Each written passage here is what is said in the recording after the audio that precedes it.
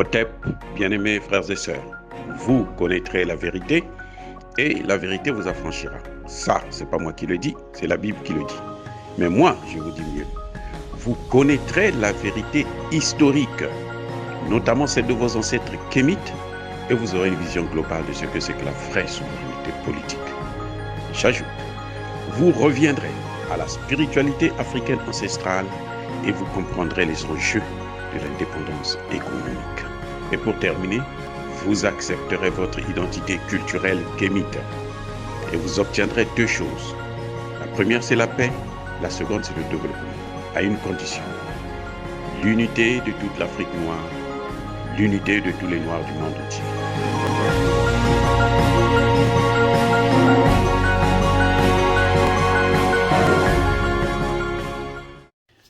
Otep à tous, bienvenue sur la chaîne des panafricanistes par essence, par conviction et par excellence. Celle des citoyens kémites par nécessité et obligation de combat. Nous sommes une chaîne qui n'est guidée que par nos ancêtres et rien que par les ancêtres qui appartiennent à l'égrégore du monde noir. Par conséquent, nous ne croyons en aucun Dieu venu de l'étranger. Toutefois, il nous appartient de préciser ce qui suit. Cette vidéo n'est aucunement destinée à inciter à la haine ou à la violence. Nous menons un combat politique, géopolitique et géostratégique contre l'impérialisme, le colonialisme, le néocolonialisme et l'endocoloniat. Il s'agit d'apporter notre modeste contribution dans cette noble lutte pour la souveraineté, la dignité et l'unité africaine. Bon, bien-aimés frères et sœurs, je suis très heureux de vous parler encore aujourd'hui de la réponse du gouvernement malien à la France au fait que Emmanuel Macron est désengagé, eux-mêmes ils disent réorganiser la force Barkhane et la force Takuba. Ils vont quitter le Mali pour aller proche du Mali. Comme ça, ils auront l'occasion de continuer à nuire à la souveraineté, à la paix au Mali. Mais ça, ce sera une autre question, une autre histoire. On va voir ce qui va se passer. Parce que les forces en présence sont tous préparés à cette situation. Je veux prendre un seul point. Lorsque le ministre de l'Intérieur, de la sécurité territoriale du Mali, le colonel Maïga, a parlé, la première des choses, c'est qu'il a parlé, il a dit ce qui suit. Une rencontre malencontreuse. Oh là là.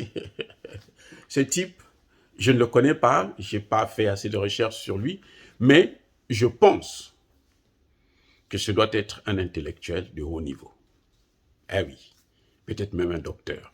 Parce que pour raisonner, avoir les mots tels qu'il les a utilisés, il les a alignés, c'est digne d'un chercheur, de quelqu'un, d'un intellectuel de haut niveau. C'est pas un intellectuel garage, c'est pas un diplômé garage. C'est-à-dire un diplômé et puis bon, qui ne fout rien avec, qui est là seulement à écouter ce que disent les Européens et suivre parce qu'on va lui proposer une maison, un travail bien rémunéré. Et puis bon, lui, en retour, il doit sacrifier, livrer l'Afrique. Non, c'est pas ce genre d'intellectuel.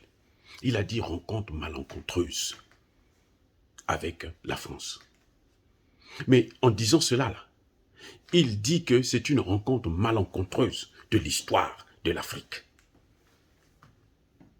Eh oui. Eh oui.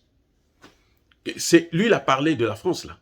Mais en fait, quand on creuse bien, ce n'est pas de la France qu'il parle. C'est de l'histoire africaine, parce que l'histoire de l'Afrique, là, et l'Europe, c'est ça. Ça se résume là, rencontre malencontreuse. C'est-à-dire une mauvaise rencontre. Une rencontre qui ne devrait pas avoir lieu. Au point où même on se demande, mais Dieu, pourquoi tu as permis à ce qu'on puisse rencontrer ces gens-là? Eh oui. On demande à Dieu, mais Dieu, dis-nous pourquoi tu as permis à ce que nous puissions rencontrer ces gens qui, depuis qu'ils nous ont rencontrés, ils ne font que nous faire du mal. Ils ont détruit l'Égypte, ils ont détruit tous les royaumes, la Nubie, tous nos royaumes qu'il y avait, toute notre civilisation. Ils ont pillé nos œuvres d'art. Je dis bien pillé, volé nos œuvres d'art.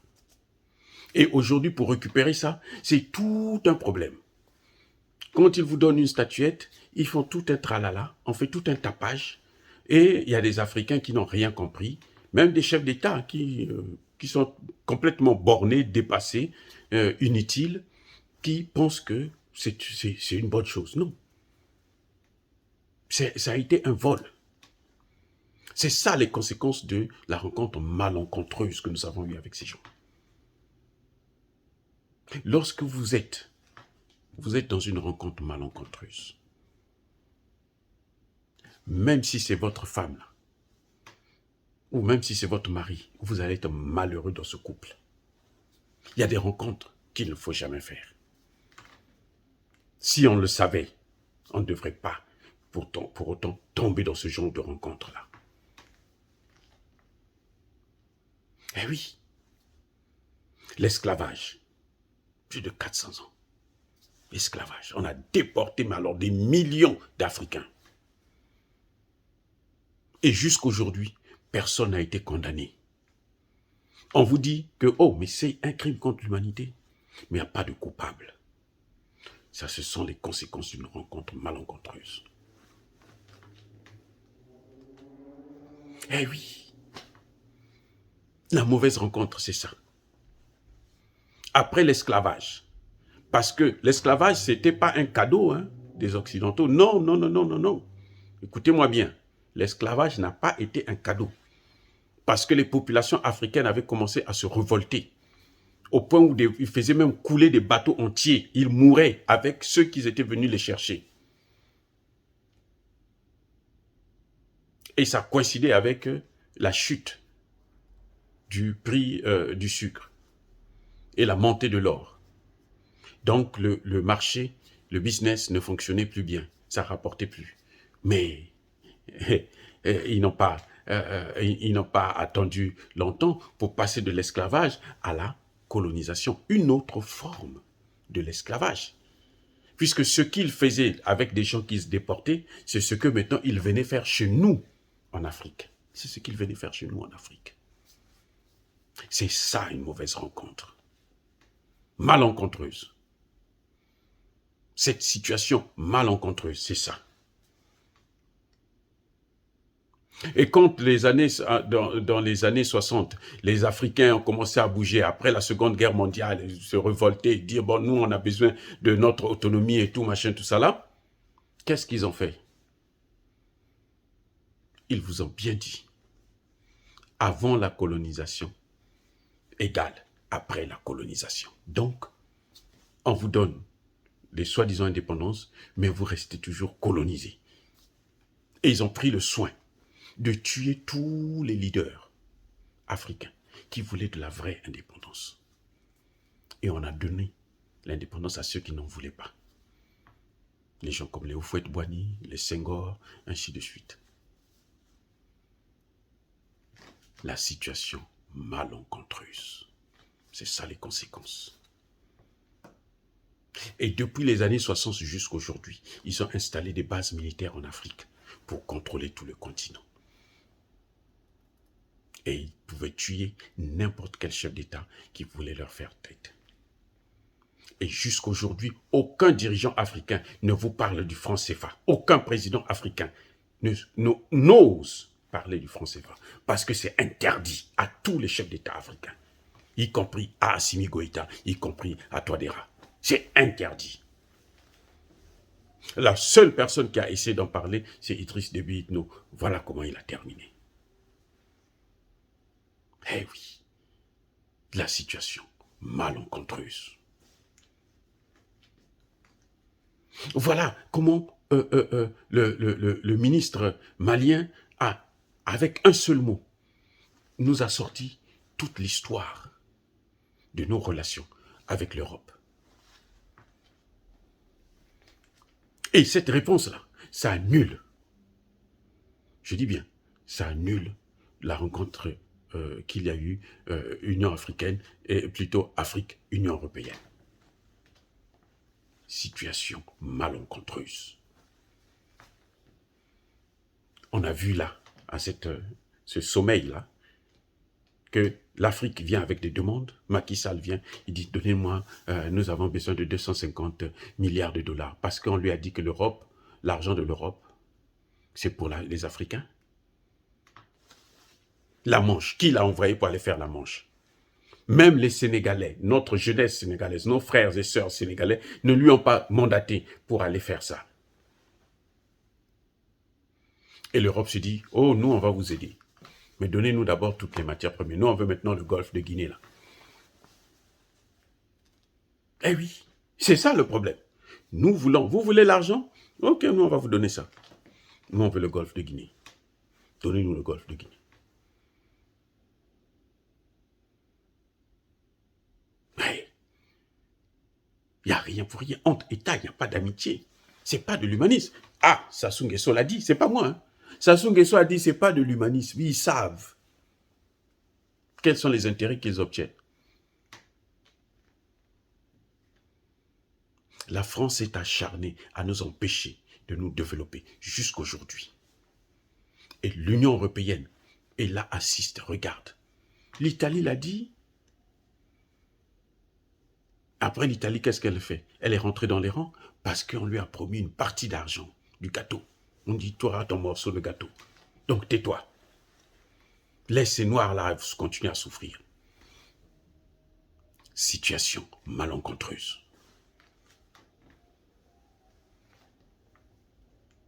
Un gouvernement de transition signe des accords, ce qu'on appelait Serval, en 2013 avec la France, et demande à la France un appui aérien et l'aide dans le domaine du renseignement. Que fait la France? Elle apporte des troupes au sol. 5500 qu'elle amène, elle vient déposer. Allez, colonisez-moi le pays. La situation qui était circonscrite sur 10% du territoire, prend 80% du territoire. Situation malencontreuse. Quand la France décide de passer de Serval à Barkhane, elle ne pose pas de questions au Mali. Non, le Mali n'existe pas. D'ailleurs, Emmanuel Macron n'a pas hésité de dire c'est un non-gouvernement.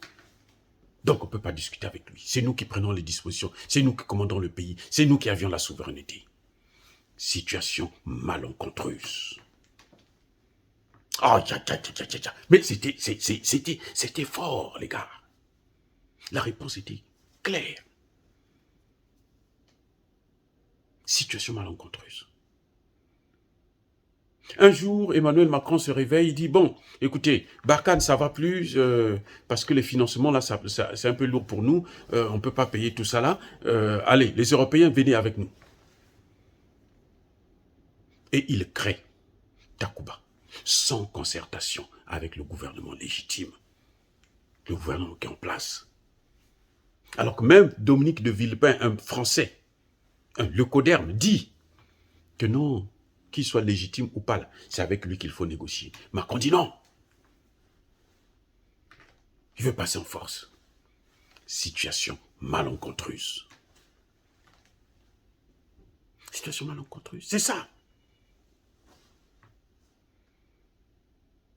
Les Européens se réunissent à Berlin et disent non, non, on ne va pas se battre parce que le territoire est grand, l'espace est grand, on ne va pas se battre entre nous sur ce territoire-là qui ne nous appartient d'ailleurs même pas, mais on va le partager, chacun aura sa part.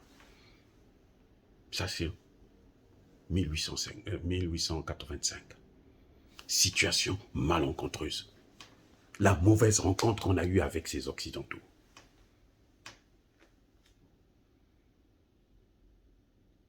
Pour revenir à la situation récente, comment dirais-je, Emmanuel Macron vous dit, il se lève un matin, bon, écoutez, je retire toutes mes troupes. Il croit que ça va intimider les gens, comme d'habitude, parce que d'habitude, quand il le dit, voilà. Choguel va à la tribune des Nations Unies, répond que mais ça c'est un abandon en plein vol. Il n'y a pas eu de concertation avec nous. Et c'est une violation des accords de défense. Ils s'en fichent. Le lendemain, ils disent non, non, non, non, non. Maintenant, nous, on va réduire seulement. Bon, je vous donne 3 bases militaires sur les 6. Moi, je garde 3 autres. Situation malencontreuse. L'ambassadeur de France décide au Mali. Il dit à Assimi Goïta, tu ne dois pas nommer Choguel. Nomme qui tu veux. Ne nomme pas Choguel et nous, on va te garder là autant de temps que tu veux. Situation malencontreuse. Vous croyez que l'ambassadeur de France aux États-Unis peut demander à Joe Biden de ne pas nommer un Américain de son choix? Vous croyez? C'est possible? Même à Poutine, là, c'est possible? Ou à la Chine? Ou à Cuba? Situation malencontreuse.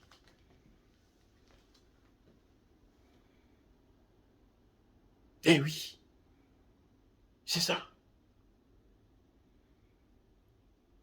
La France se lève, dit à la CEDEAO, vous devez fermer les frontières.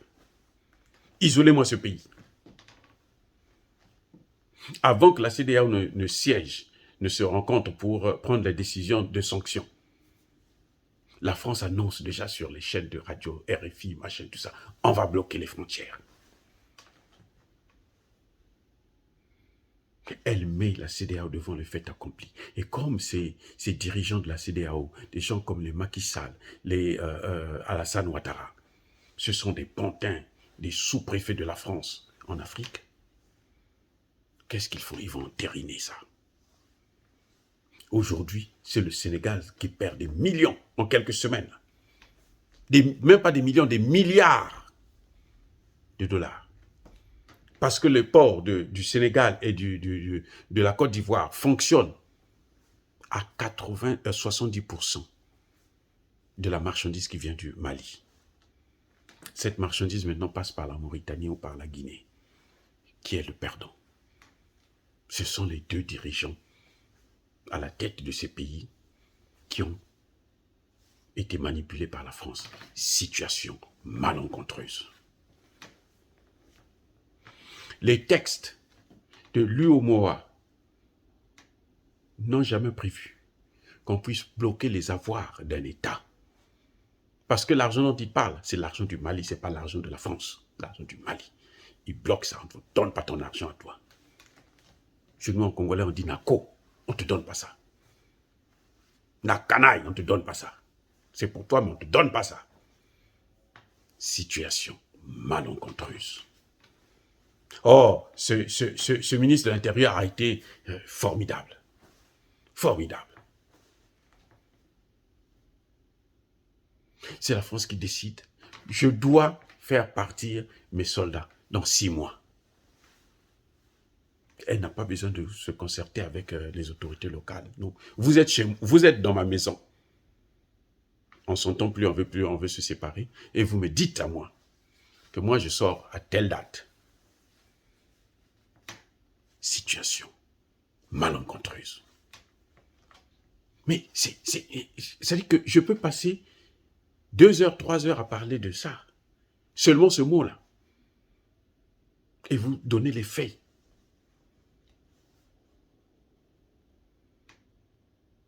Et c'est ça. La France organise le sommet Union européenne-Afrique. Non, elle convoque le G5 Sahel. On dit bien G, combien? 5. Ça veut dire qu'il y a 5 États. Elle dit, je convoque le G5 Sahel. Le Mali ne doit pas être là, le Burkina Faso ne doit pas être là. Situation malencontreuse. Alors que le problème concerne le Mali. Ah, bien-aimé. Bien-aimé, qu'est-ce que je peux vous dire? C'est-à-dire que Le ministre malien a trouvé le mot juste. Ce colonel-là, il est formidable. J'ai aimé quand j'ai entendu ce discours. C'est formidable. Dès que j'ai entendu seulement ce mot-là, je dis, mais le gars là, comment? C'est quoi? Où est-ce qu'il est allé ramasser tout ça? Si, mais c'est ça. Situation malencontreuse. Quand vous avez une situation malencontreuse, vous allez toujours mettre la main sur la tête. Et si vous n'êtes pas solide, vous allez tomber.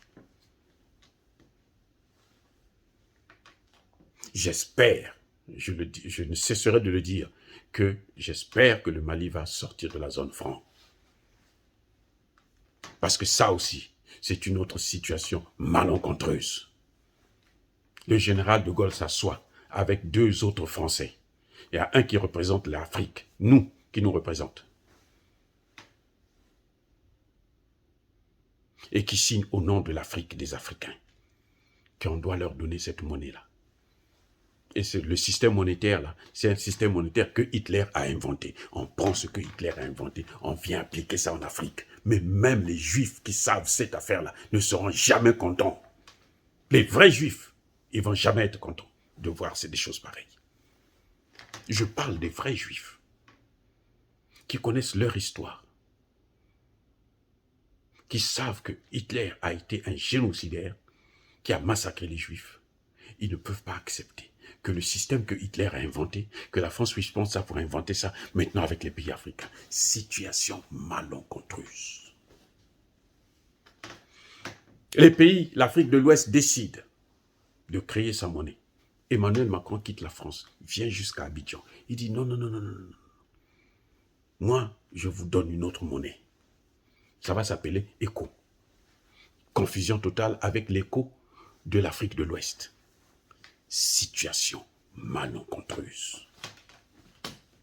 Mais bien aimés frères et sœurs, comment je vais vous expliquer ça? Pour ne pas être trop long, je m'arrête là. Est-ce que c'est inciter à la haine ou à la violence? Non. Nous sommes une force tranquille. Nous n'avons que les mots pour parler, pour dire ce que nous appelons la Mahat, vérité, justice. Nous demandons la justice. Nous disons la vérité parce que nous voulons la justice. Oh, bien-aimés frères et sœurs, il n'y a pas colère veille. Il y a ma lèvre, j'ai dit.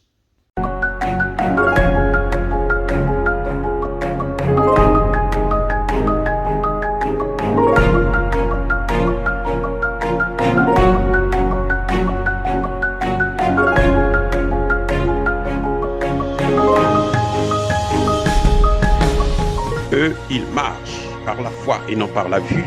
Mais moi, je vous conseille vivement de marcher par la connaissance scientifique et historique, notamment celle de nos ancêtres kémites, par les 5 sens et par l'intelligence.